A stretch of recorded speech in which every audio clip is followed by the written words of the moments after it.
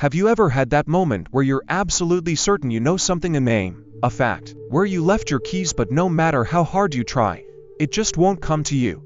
It's like your brain is playing a cruel trick on you, hiding information you know is in there somewhere. We've all been there, and it can be incredibly frustrating. But what if I told you that forgetting isn't a flaw in your brain's design? In fact, it's a crucial part of how memory works. The science behind why we forget things is far more interesting and even reassuring than you might think. Our brains are not perfect recording devices. Unlike a computer, which stores files exactly as they are, human memory is messy, selective, and constantly evolving. One of the main reasons we forget is simply because our brains are designed to prioritize.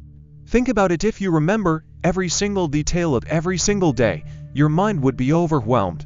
The smell of the coffee you drank 3 weeks ago, the exact words of a conversation you had months ago, the color of a stranger's shirt you passed on the street. Your brain doesn't need to hold on to all of that. Instead, it filters out what it deems unimportant, a process scientists call decay theory. Over time, memories that aren't reinforced or recalled simply fade away.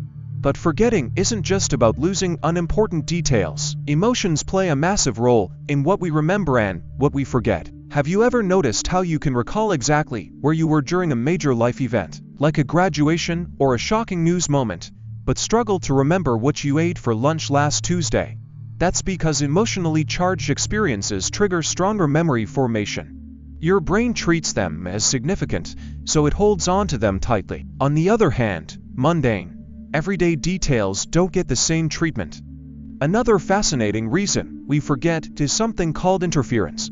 Imagine your brain as a crowded shelf where memories are stacked on top of each other. Sometimes, older memories get in the way of newer ones, making it hard to recall recent information. This is called proactive interference. For example, if you've had the same phone number for years and then get a new one, you might accidentally recite the old one at first because it's so deeply ingrained. The opposite can also happen: retroactive interference, where new information overwrites old memories. If you learn a new password, you might struggle to remember the old one, even if you used it for years. Then there's the infamous tip of the tongue phenomenon, where you're so close to recalling something but just can't grasp it. Scientists believe this happens because memories are stored in networks, and sometimes the path to retrieving them gets disrupted. It's like knowing a book is somewhere in a giant library but not being able to find the right shelf. Stress, fatigue, or even just trying to remember too many things at once can make this worse. But here's something even more surprising: sometimes forgetting isn't accidental. Your brain actively chooses to forget certain things, especially if they're painful or traumatic. This is called motivated forgetting, a self-defense mechanism that helps protect your mental well-being. While this can be helpful in the short term, it also explains why witness accounts can be unreliable. People may genuinely forget details their minds have suppressed. So, is there anything we can do to remember better? Absolutely. One of the most effective techniques is spaced repetition, reviewing information over increasing intervals of time. This strengthens the neural pathways that hold memories. Sleep is another critical factor. During deep sleep, your brain organizes and consolidates memories, making them easier to retrieve later. And perhaps the simplest trick: paying full attention when forming a memory.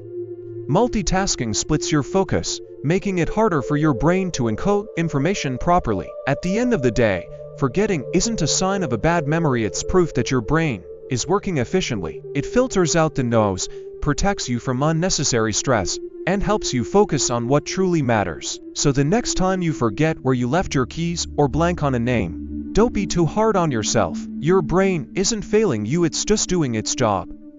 And now that you understand the science behind it, maybe you'll find forgetfulness a little less frustrating and a lot more fascinating. Hey there, if you're enjoying this video and appreciate the effort behind it, don't forget to like this video. It really helps the channel grow, and if you haven't already, hit that subscribe button and turn on the notifications so you never miss an update. Oh, and one more thing, share this video with your friends. Spread the love and support. Alright, now let's get back to the video. Let me know if you want any tweaks.